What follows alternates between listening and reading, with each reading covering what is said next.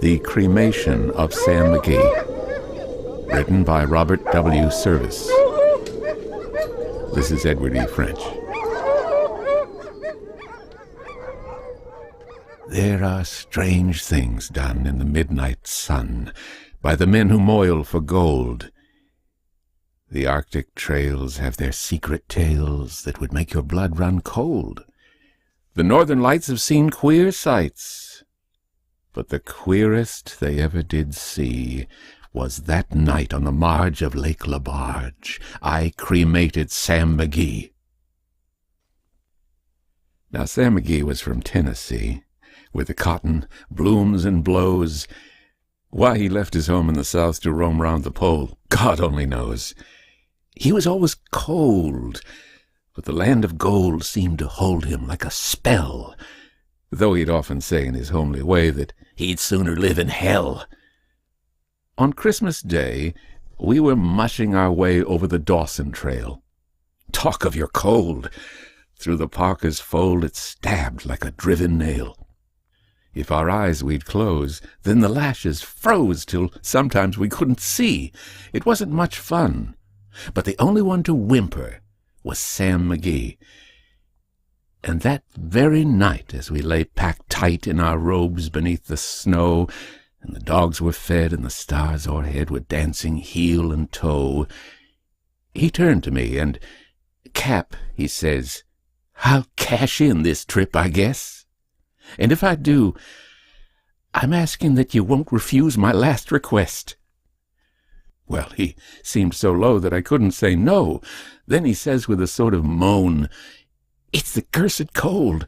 It's got right hold till I'm chilled clean through to the bone. Yet 'tain't being dead.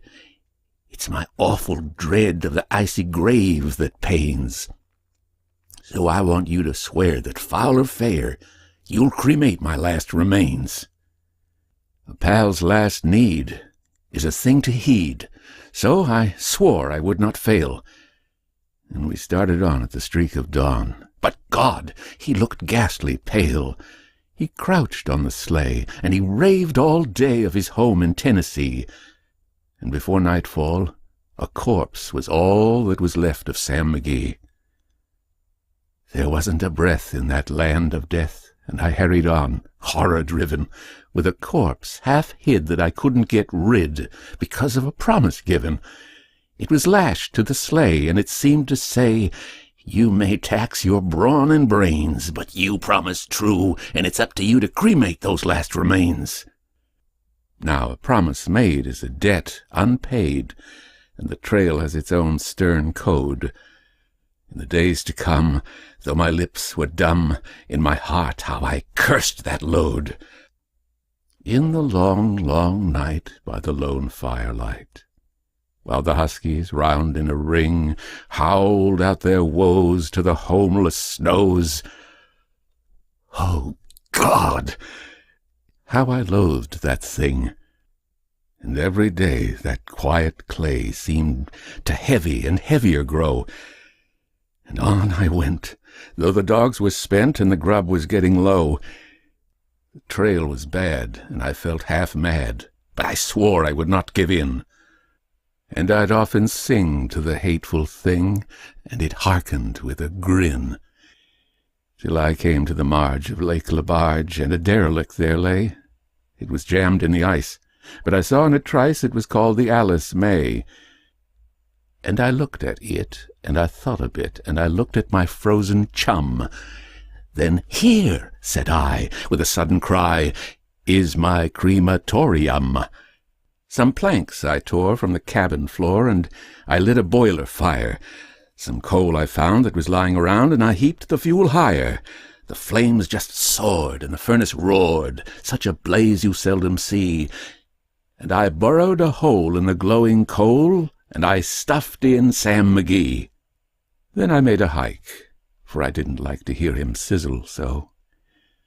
And the heavens scowled, and the huskies howled, and the wind began to blow.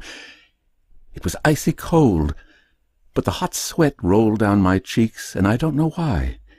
And the greasy smoke in an inky cloak went streaking down the sky. I do not know how long in the snow I wrestled with grisly fear, but the stars came out and they danced about ere again I ventured near.